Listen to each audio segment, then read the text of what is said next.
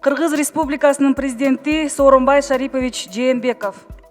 Президенттин парламентте айткан сөздөрүнүн ар бирин депутаттар өзгөчө көңүл буруу менен угуп, ажоонун дээрлик ар бир сөзүн туура көрүп, колдоп жатканы, өлкөдөгү жогорку бийлик бутактарынын ынтымактуу жана биримдиктүү экенинен кабар бергендей кабыл алынса да болот. Мисалы, президент парламенттик шайлоодогу босогону 7% кылган. Кыргызстандын учурдагы абалы үчүн туура келерин ачык айтпаса да, аны туура көрөрүн кыйытканы белгилүү.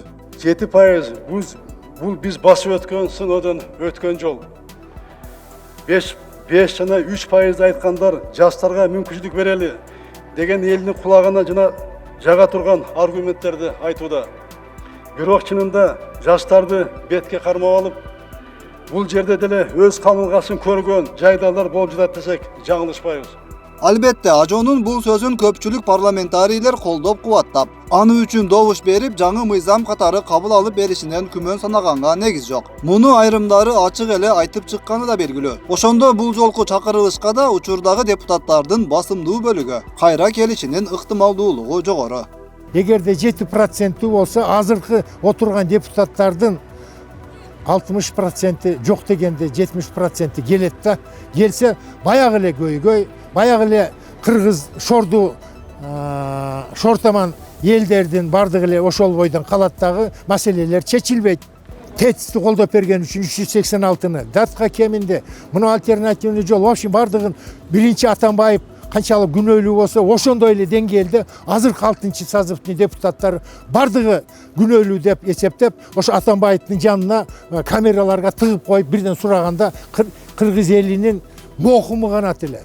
Эми булар кайрадагы 7% барьер менен өтүп кете турган болсо, ушулар жыргатат дейсиңби? Да нисколько жыргатпайт. Булар кууратат кайра. Ушул эле парламент кезинде Алмазбек Атамбаев президент болуп турган чакта 9%дык босогону өтө туура көрүп, колдоп, добушун берип койгон болчу. Демек, эл өкүлдөрү үчүн президенттин айткан сөзү учурунда кадимкидей кынтыксыз аткарылчу мыйзамдай эле көрүнөт. Бирок президент кызматынан кеткенден кийин ал тууралуу тетири сүйлөп, жаманатты кылганы да кооптондурбай койбойт. Муну көсөн болду, кыргыз элинин жол башчысы. Муну жолдун атын коебуз. Муну журт башы дегендердин барды кайра каршы чыкты го. Эми ошондой болгондон кийин азыркы депутаттар ушулар болуп калса, кайра Сооронбай Жээнбеков бир нерсе болуп түшүп, же болбосо иштен срогун өтүрүп кеткенден кийин бир нерсе болсо, ушул келген депутаттарга ишенич барбы, бар болобу дегенде болуп атат да маселе. Эл арасында бул чакырылыштагы депутаттар кандай иштери менен эсиңизде калды? Учурдагы президентти жан дүйнөсү менен колдоп жаткан мандат ээлери эртең ажо кызматтан кеткенден кийин кайра эле мурдагы президент Алмазбек Атамбаевке жасагандай мамиле кылып калышы мүмкүн эмеспи деп сурап көрдүк. Булар бирдекени бир чечкиликтүү бирдекени жакшы нерсени айта албай атат. Эл көзүнө бирдекелерди айтып коет. Анан кийин өздөрү каалаган ишин кылып атат да.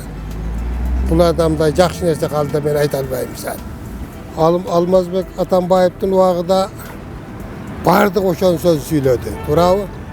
Эч кимси калбай, баары ошонун айтканын кылып эмне акыбал болду. Эми биз мына келип алып, ону кеткен, ону жамандашып, эми келип бугойтуп алып, буну макташып, эми бул кетсе, буну да жамандайт. Кийин келгенди мактайт. Мен эсимде кала турган ушу булар таптакыр эле иштеген жок да. Бардак эле кылып таштады. Элди только сатып алышкан, өзүнүн көйгөйүн гана ойлошду да булар. Элдин көйгөйүн чечкен жок булар. Эми булардын жүзү жок экенде кылып койду. Буга ишениш кыйын. Дагы эле кылып коюшу мүмкүн. Булар түп тамырына эле жок кылып ташташ керек буларды.